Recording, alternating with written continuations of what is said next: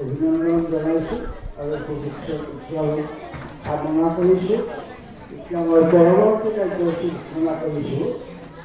বিদায়ী ছাত্ৰ ছাত্ৰীসকলৰ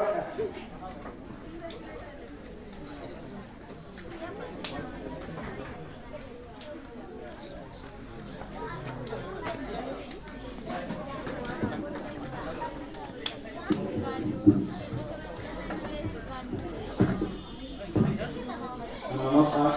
আজি বিধানসভাৰ মুখ্য সভাপতি মহোদয়, উপস্থিত ছাৰ মৰমৰ ভাইটিমতী আৰু বন্ধু বান্ধৱী আৰু সভাপতিত উপস্থিত মোৰ শ্ৰদ্ধা অভিভাৱক মণ্ডলী, গতিকে মোৰ কোৱাত ভুল শান্তি হয় আপোনালোকক ক্ষমা কৰিব।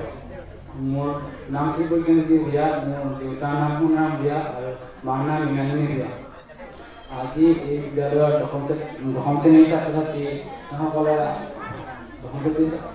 আমি এই বিদ্যালয়ৰ পৰা বিদায় লৈ ওলাই যাম। এই বিদ্যালয়ত মই পঞ্চম শ্ৰেণীৰ পৰা দশম শ্ৰেণীলৈ মুঠ 12 বছৰ পঢ়িলোঁ। এই 12 বছৰ মই এই বিদ্যালয়ৰ ছাৰ বাইদেউসকলৰ পৰা বহুতো মৰম পালোঁ, যিবোৰ মই কেতিয়াও পাহৰিব নোৱাৰিম।